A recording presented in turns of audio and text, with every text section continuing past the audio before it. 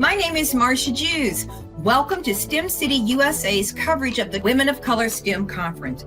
Through all 3 days, we will be bringing you incredible interviews with inspiring STEM pioneers leading the way in industry, government, academia, and around the world. And now, please welcome our next guest. Hi, my name is Dr. Whitney Gaskins, and I'm an Associate Dean and Associate Professor in the College of Engineering and Applied Science at the University of Cincinnati. I'm also the founder of the Gaskins Foundation.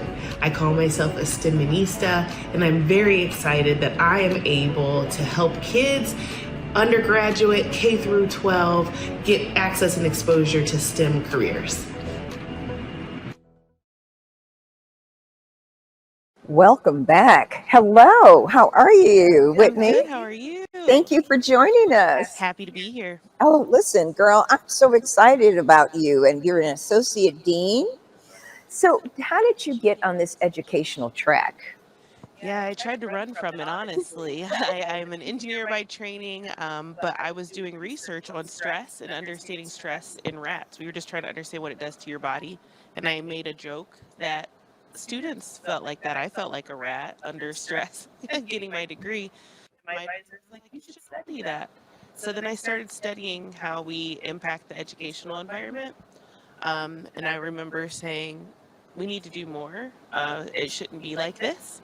And so I started doing workshops and seminars and started a program to make sure that kids could have educational nourishment that was contextualized and something that they could do and see themselves doing in the future. So you were actually doing this in the classroom? Yeah, I was going around and touring the state. So at this time I was Miss Black Ohio. Oh, congratulations. Thank you. I love it. Yeah.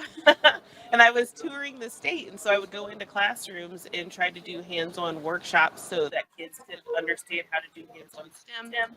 And then it turned into, well, we can do more. And so now we have an after-school and in-school and Saturday, Sunday programming. Sundays are in their churches. So trying to go where people actually are. So how did you integrate what was going on in church and finding that balance between church and after school in a normal community environment? Great question. I think I grew up in the church, and I had my first Girl Scout troop at church. So I said, this is possible. We can do this. But it really takes parents.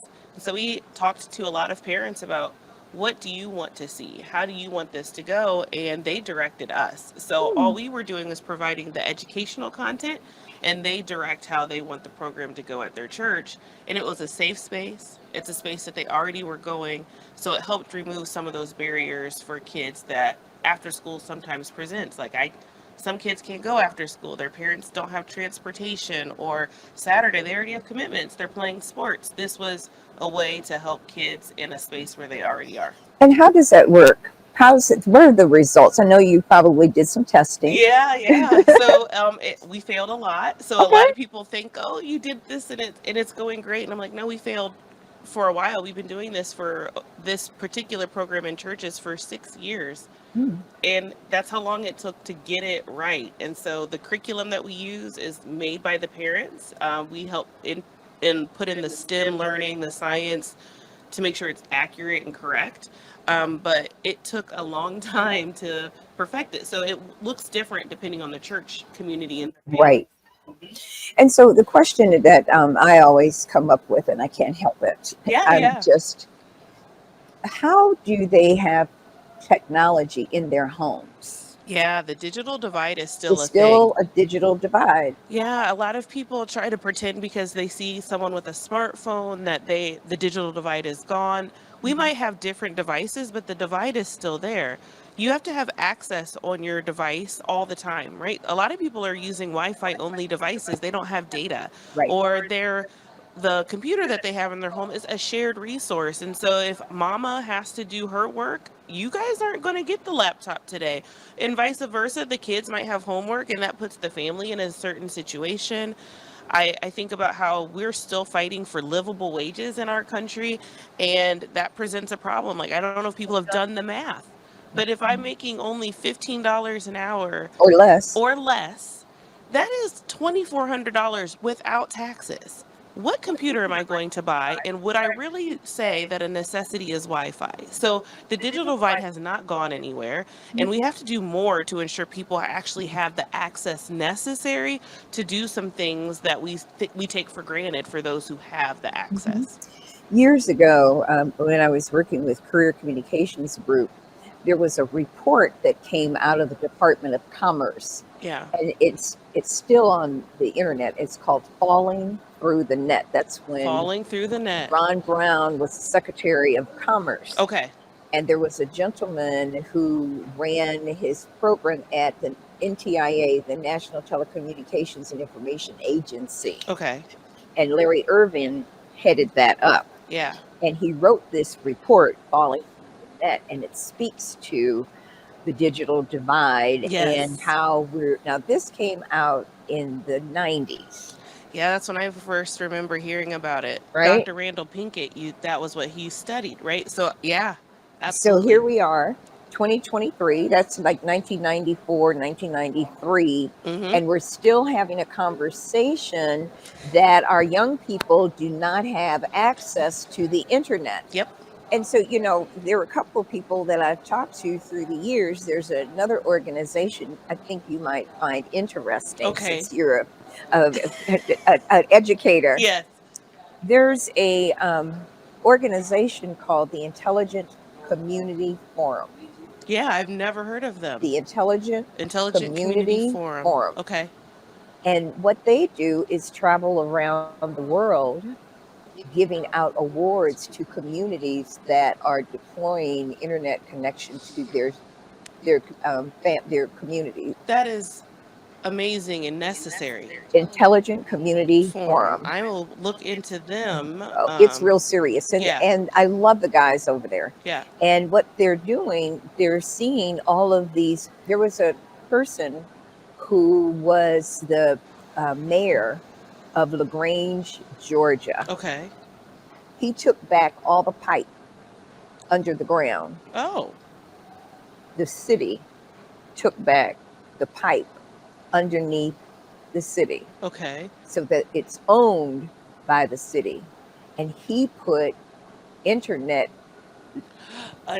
wires through the pipes. Okay. Now, see, in Baltimore, we're now putting BG&E in the pipes. Okay.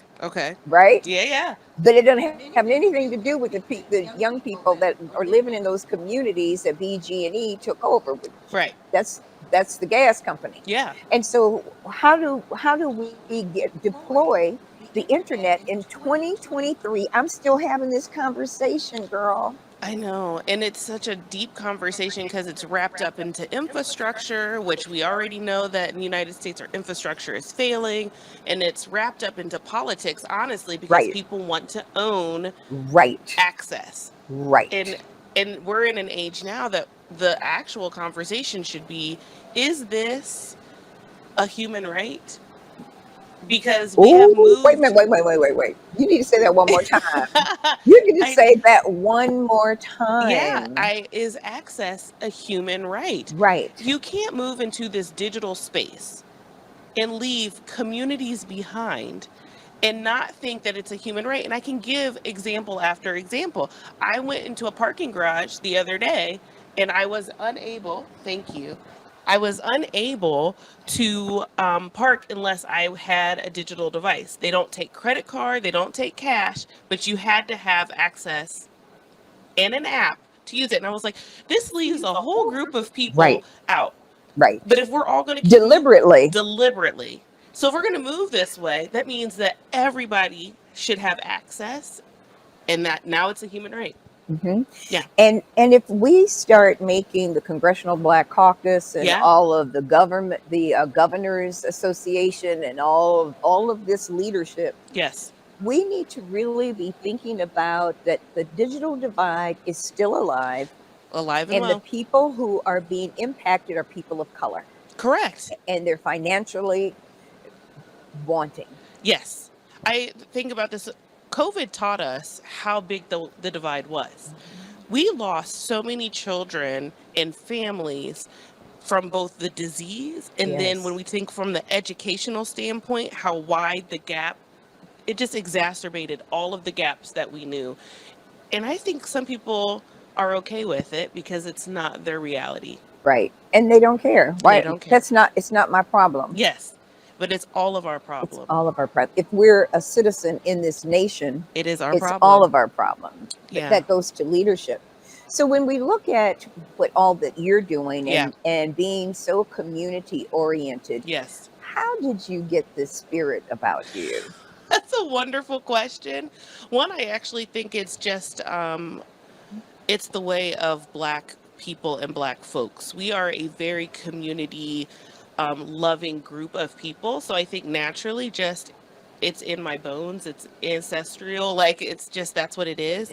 I grew up in that. My grandparents took care of the community. I remember watching my grandpa win Volunteers of America awards, and that was just for things that they saw. Like I don't think they realized how much he was doing outside of that to just make sure that everybody was thriving and okay. And I just think that was where I was and where I grew up. I watched our family give, even when they didn't have it to Right. give. I always think about this because I don't mind if people come over to my home. My grandma's house was that. There, no one ever left hungry. It was always warm and welcoming. And so I think I just got it naturally. And you know, that passes along. It So you does. passes that on for generations in your I hope family so. because it has already set the tone. Yes, I Right? hope so. I have a son who is 4, Oh, I and love I it. have a daughter who's 11 months. Oh, And I am like, I hope that they just get a small piece of this. Even if they can just carry it on for a little bit, we're just going to make the world a better place. We just have to keep it going. but it's really critical that we keep it on because we have so many generations still coming, Yes. right? Yes. We are all at different journeys in our enlightenment and what we can do for each other. And it's going to be important that we remember that we're in this in a community, in a communal way. We really have to support one another. Like there's nothing bad happens if we all win. You look at the Gaskins Foundation. Yes. Why was it important for you to create that foundation? Multiple reasons. I was the only in my classes. So What does that mean? I don't know what that means. I What is was the lonely only? the only What? Black person or the Oh. only woman. And I don't want to say I'm not special. We're all special, but it is not something like people are, oh, wow, you're Black and you're doing this thing. Like there's a lot of amazing, talented Black people. I'm not a unicorn, not like people think. Right. And so I wanted to make sure that I could show that. And so we started the Gaskins Foundation, my husband and I, to honor my dad. Oh, So it's nice. named after my father because he poured so much into my life that I was like, well, if we're going to do this to others, we're going to pour into their lives so that we can make them have a better, enriching experience. And so that's how it started. And we've been moving forward, trying to make sure that people don't have to be the lonely only and we can highlight Black excellence and make sure people have access and opportunity. I like what you said, Black excellence. Yes. How do we get Black excellence? Oh, we have it already. It's really about highlighting it. So a lot of times people look at Black people as a deficit, and no, we have a lot of assets. I think that our culture is largely based on us. I think that like pop culture is very much so wrapped into what's happening in the Black community, and I think that people forget all of the technology and inventions and innovation that Yeah. were Black Inspired. inspired and Created. yes. Right. And we just ignore that history. Well, you know why we ignore that history. And that's why I was like, we're not unicorns. It's not an anomaly. The Black excellence, it's here. We're doing it. It's just about highlighting it so people realize, stop leaving us out of the history books. But what is that? You say highlighted. What does that mean? What does that look like in communities? How do we rewrite the history books or do we create new history books? All of the above.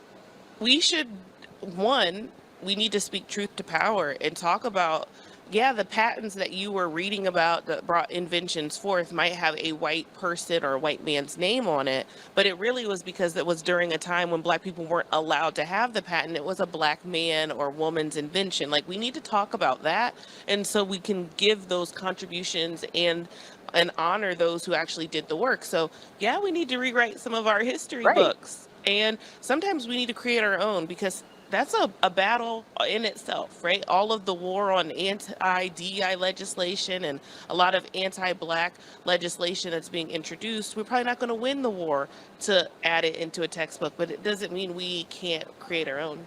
And even though it may not be that textbook in school, it can be that textbook in church. It can be in a community center. It can be the Gaskins Foundation. Yes, yes, yes, Right? absolutely. And it's not a joke. This is real. It is real. We have to set the example for our young people. Yes. I need them to know that they come from greatness. I need them to know that you are not at a deficit, that your assets are things that people want and desire, and they usually take. I want you to do that for yourself. Like, I want you to use your assets to further your own life and be successful, whatever that looks like for you. But I want people to have pride and understand their history. And our history is important. Yes. It is important. It is very important. So what are the next 3 things that you would like to accomplish within your organization? Oh, man. I would love us to be a household name. I would love, and what that looks like for us is that people know that they can come to the Gaskins Foundation either going to our website or actually having a program in their city. So that way we know that they have what they need to get to the next level in that educational enrichment. I could see that. I want so much. I want scholarships and an endowment to help our young people get to school, because I'm watching us make college education attainment even more of a gap. And it, from a cost standpoint, from an admission standpoint, and we have to fight back. We need advocacy, and I can see us doing that to make sure that we don't lose footing in that educational space. And then I would love to have non-traditional pathways, and showing communities non-traditional pathways to excellence and success. That's wonderful. Yeah. Are there any other things that you would like to bring out, that your experiences, 3 things that you think are really critical to the development of young Black girls? There are 3. I can think of confidence. I think that we tell girls to shrink and try to conform. That does nothing for them. Conformity does not work, not for our people, so don't do it. And stand your ground and be in your authenticity. And that will serve you better. So really teaching young girls that. Numeracy is huge. So just like we have literacy, I would tell families and young girls it's okay to be smart, and it's really okay to be numerate. So love numbers and love math. It's going to serve you well in any career. If you can do numbers, you're going to go far. And so I would tell people, like, focus in on that, because you want to be numerate just like you want to be literate. Young girls, don't try to be perfect. Perfect doesn't exist. We push so much for perfection from girls in particular, and it's just not attainable. Just be excellent, like, be good, be happy. Don't worry about being perfect. And be yourself. Be yourself. Please be yourself. We need you, not a different version of somebody else. Okay.